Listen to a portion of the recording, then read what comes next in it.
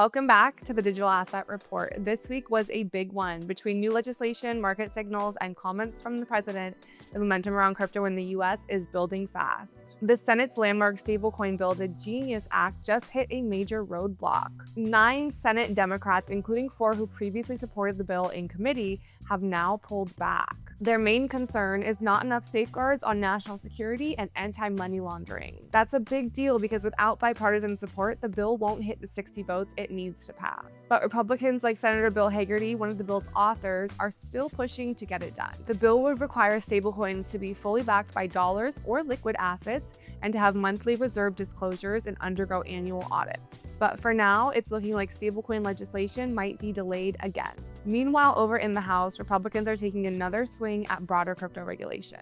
They've just released a discussion draft for a new bill that expands on last year's FIT21 Act. The bill outlines clearer roles for the SEC and the CFTC, creates a registration path for digital commodity exchanges, and sets new disclosure standards. Now let's talk Bitcoin and money. A new report from Bernstein says we could see up to $330 billion flow into Bitcoin treasuries and publicly traded companies over the next 5 years. The driving force? Strategy. Led by Michael Saylor. Strategy now holds over 555,000 BTC, worth over $38 billion.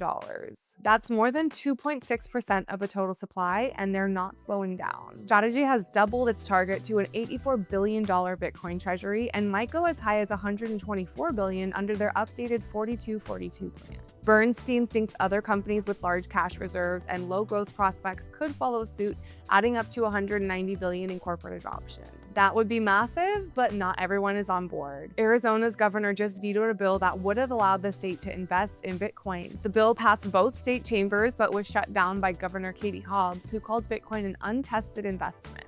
If it had passed, Arizona would have become the first U.S. state with a Bitcoin reserve, beating even the federal government to the punch. Speaking of the federal government, the SEC is leaning into the conversation on tokenization. It just announced the agenda for its May 12th roundtable called Tokenizations, Moving Assets on-Chain. The event will explore how traditional finance and decentralized finance might merge and how regulators can get ahead of it. Meanwhile, President Trump made headlines in an interview he gave to Meet the Press, where he spoke about crypto and the recent market crash. He praised its resilience and growing popularity and even went so far as to call it a strategic asset for the U.S. as tensions with China heat up. Take a listen. I want crypto. I think crypto is important because if we don't do it, China's going to. And it's new. It's very popular. It's very hot.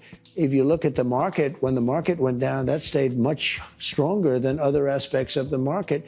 But I want crypto because a lot of people, millions of people want it. I don't know if you know that Biden went after it violently, and then before the election, he changed his tune entirely. His head of the SEC, everybody changed their tune. You know why? Because there were hundreds of millions of people that are participating in crypto, and they wanted to get their vote. And that comment didn't come out of nowhere. Trump has already signed an executive order to create a strategic Bitcoin reserve using seized assets. Some lawmakers, like Senator Cynthia Lummis, are pushing to grow that reserve to 5% of the total Bitcoin supply. That's not a talking point anymore, it's a real policy direction. So what's the big picture here? Crypto isn't just a financial asset anymore.